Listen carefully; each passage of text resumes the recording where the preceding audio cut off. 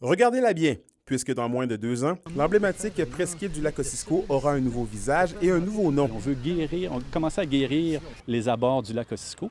Et donc, la première étape, c'est de voir comment on pourrait réparer un environnement qui est vert, qui est naturel, mais on voit en arrière de moi qui est vieillissant puis qui manque d'amour, là. Le nouvel espace portera le nom du défunt docteur Réal Lacombe. Nommé en 2007 chevalier de l'Ordre national du Québec pour ses accomplissements, ce dernier a assuré la direction de la santé publique de l'Abitibi-Témiscamingue de 2001 à 2015. La ville de Rwanda a voulu rendre hommage il y a quelques années de ça à Réal Lacombe. Puis on voulait faire certain que le projet s'intègre aussi dans tout ce qui va se faire au niveau de l'aménagement du lac Ossisco.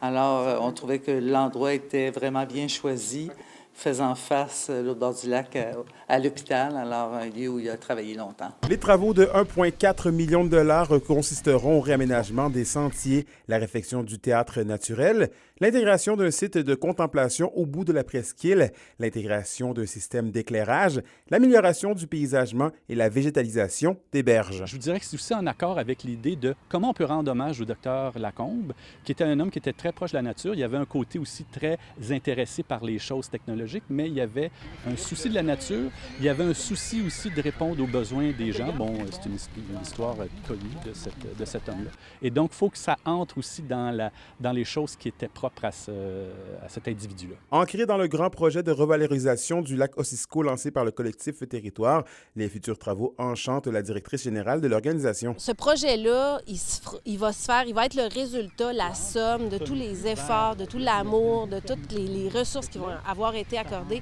par l'ensemble des partenaires du projet. Si tout se passe bien, les travaux devraient débuter en fin d'été 2025 et se conclure en 2026 pour les célébrations du 100e anniversaire de la ville de Rwanda.